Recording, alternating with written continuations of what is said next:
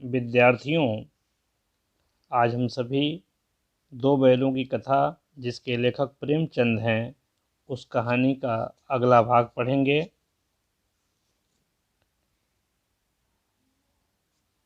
दूसरे दिन झूरी का साला फिर आया और बैलों को ले चला। अब कि उसने दोनों को गाड़ी में जोता। 2-4 बार मोती ने गाड़ी को सड़क की खाई में गिराना चाहा, पर हीरा ने संभाल लिया। वह ज़्यादा सहनशील था।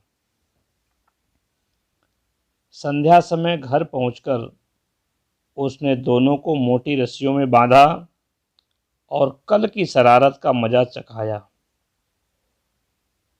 वो फिर वही सूखा भूसा डाल दिया। अपने दोनों बैलों को खली, चूनी सब दिया। दोनों बैलों का ऐसा अपमान कभी न हुआ था। झूरी इन्हें फूल की छड़ी से भी न छूता था। उसकी टिटकार का अर्थ है आवाज पर दोनों बैल उड़ने लगते थे, बहुत तेज गाड़ी में दौड़ने लगते थे। लेकिन यहाँ मार पड़ी। आहत सम्मान की व्यथा तो थी ही, उस पर मिला सूखा भूसा। नाद की तरफ आंखें तक न उठाई। दूसरे दिन गया ने बैलों को हल में जोता, पर इन दोनों ने जैसे पांव न उठाने की कसम खा ली थी। वह मारते मारते थक गया, पर दोनों ने पांव न उठाया।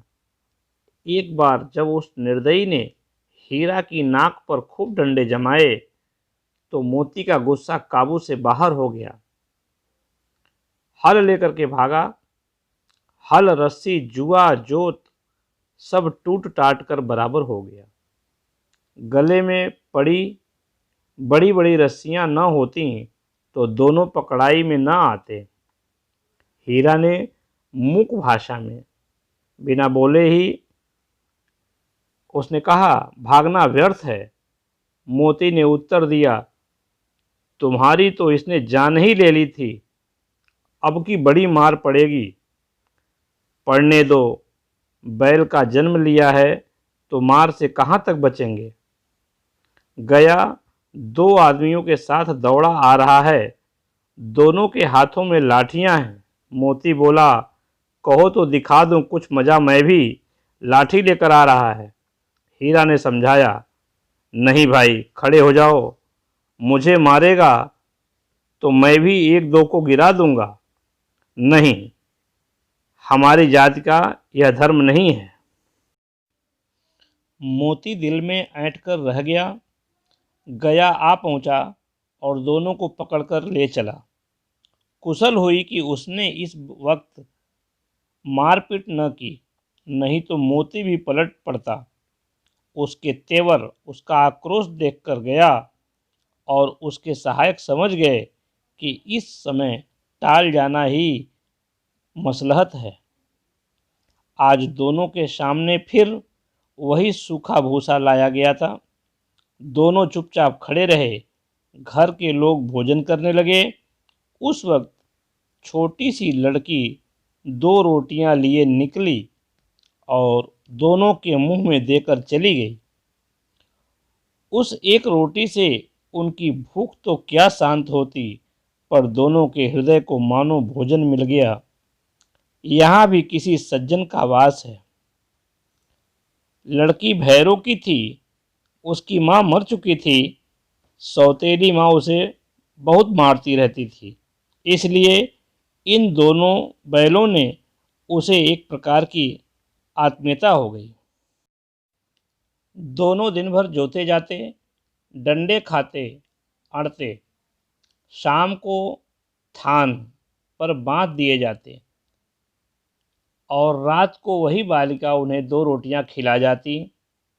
प्रेम के इस प्रसाद की यह बरकत थी कि 2-2 गाल भूसा खाकर भी दोनों दुर्बल न होते थे, मगर दोनों की आंखों में रोम रोम में विद्रोह भरा हुआ था।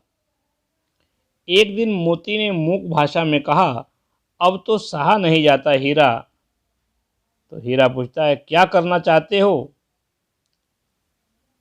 जवाब देता है, एक आध को सींगों पर उठाकर फेंक दूंगा, लेकिन जानते हो, वह प्यारी लड़की जो हमें रोटियां खिलाती है उसी की लड़की है जो इस घर का मालिक है।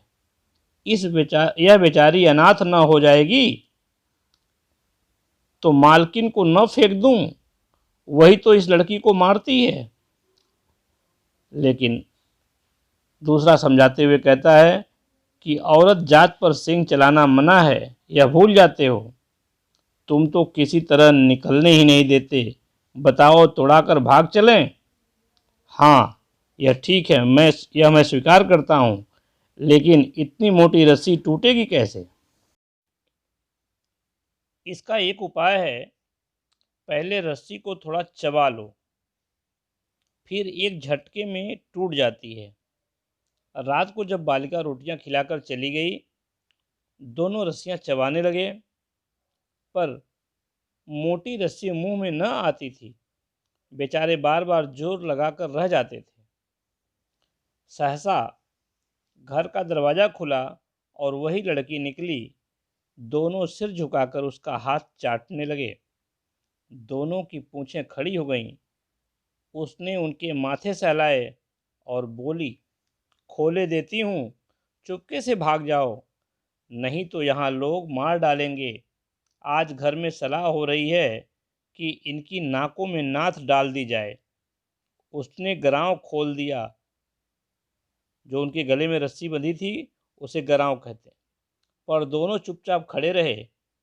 मोती ने अपनी मूक भाषा में पूछा, अब चलते क्यों नहीं? हीरा ने कहा, चलें तो, लेकिन कल इस अनाथ पर आफत आ जाएगी, मुश्किल आ जाएगी, सब इसी पर संदेह करेंगे। सहसा बालिका चिल्लाई, जोर से आवाज़ लगाई, दोनों फूफा वाले बैल भागे जा रहे हैं। ओ दादा, दादा, दोनों बैल भागे जा रहे हैं, जल्दी पकड़ो, जल्दी दौड़ो। गया हड़बड़ाकर भीतर से निकला और बैलों को पकड़ने चला। वे दोनों भागे। गया ने पीछा किया और भी तेज दौड़ लगाने लगे। गया ने शोर मचाया, फिर गांव के कुछ आदमियों को भी साथ लेने के लिए दौड़ा, आदमियों के लिए लौटा। दोनों मित्रों को भागने का मौका मिल गया। सीधे दौड़ते चले गए, यहाँ तक कि मार्ग का, रास्ते का ज्ञान न रहा। पता ही नहीं चला कि किस रास्ते से वो भागे जा रहे हैं। जिस परिचित मार्ग से आए थे उसका कहीं यहाँ पता न था। नए नए गांव मिलने लगे। तब दोनों एक खेत के किनारे खड़े होकर सोचने लगे, अब क्या करना चाहिए। हीरा ने कहा, मालूम होता है कि रास्ता भूल गए हैं। तुम भी बेतहाशा भागे, वहीं उसे मार गिराना था। उसे मार गिराते तो दुनिया क्या कहती। वह अपना धर्म छोड़ दे, लेकिन हम अपना धर्म क्यों छोड़ें। दोनों भूख से व्याकुल हो रहे थे। तभी उन दोनों ने देखा खेत में मटर खड़ी है। चरने लगे। रह रह करके आहट ले लेते, कोई आता तो नहीं है। जब पेट भर गया तो दोनों ने आज़ादी का अनुभव किया। तो मस्त होकर के हीरा और मोती उछलने कूदने लगे। पहले दोनों ने डकार ली, फिर सींग मिलाए और एक दूसरे को ठेलने लगे। मोती ने हीरा को कई कदम पीछे हटा दिया, यहाँ तक कि वह खाई में गिर गया। तब उसे भी क्रोध आया, संभल कर उठा और फिर मोती से मिल गया। दोनों ने देखा खेल में झगड़ा हुआ चाहता है, तो दोनों किनारे हट गए। विद्यार्थियों, प्रस्तुत जो गद्यांश हम सब ने पढ़ा है, उस गद्यांश का सार इस प्रकार है। लेखक कहता है कि दूसरे दिन झूरी का साला फिर आया और दोनों बैलों को साथ ले जाकर अपने घर पर मोटे मोटे रस्सों से बांध दिया। उसने भूसा सूखा उनके सामने रखा, जिसे बैलों ने गर्दन घुमाकर देखा भी नहीं। वह भूखे रहे। इसके दूसरे ही दिन उनको हल में जोता गया, पर दोनों धरती से हिले तक नहीं। तब गया ने मोटे डंडे से हीरा की नाक पर मारा। मोती गुस्से से भर गया और हल के साथ भागा। हल के साथ साथ सभी औजार टूट गए। हीरा ने मोती को समझाया कि यहाँ से भागना व्यर्थ है, अन्यथा अब की बारी बहुत मार पड़ेगी। हीरा ने जब गया को मजा चखाने की बात कही तो मोती ने से उसे समझा दिया कि यह हमारी जाति का स्वभाव नहीं है। काम छोड़ करके भागना यह हमारी जाति का स्वभाव नहीं है। गया उनकी हरकतें देख करके उनको पकड़ ले गया और फिर वही सूखा भूसा फिर खाने के लिए डाल दिया। थोड़े समय पश्चात उस घर से एक छोटी लड़की आकर उनके मुंह में एक एक रोटी डाल जाती है। बैरन ने सोचा कि अभी यहाँ भी कोई सज्जन है। इस बच्ची की माँ सौतेली थी और उसे बहुत मारती थी। इस लड़की के हाथ से रोटी खाकर दोनों प्रसन्नता में डूब जाते, किंतु उनके नेत्रों में विद्रोह भाव भरा होता था। मोती किसी को मारने का इरादा जताता तो हीरा उसको समझा बुझाकर शांत कर देता। तब वह वहाँ से भाग जाने को कहता है और मोती अपनी स्वीकृति देता है। एक दिन उस लड़की ने इनको रोटी खिलाई और दोनों को, हीरा और मोती को, रस्सी घूमने के लिए खोल दी। जैसे ही रस्सी खुलती है दोनों भाग खड़े हुए, साथ साथ भागते रहे और रास्ता भटक गए। उन्हें पता नहीं था कि वे कहाँ पर हैं। नए गांव देखकर एक खेत के किनारे खड़े हो गए। उन्हें बहुत जोर की भूख लगी थी। भूख की व्याकुलता उन्हें सता रही थी। वे पास के एक मटर के खेत में घुस गए। वहाँ लगी मटर की फसल को दोनों ने भरपेट खाया।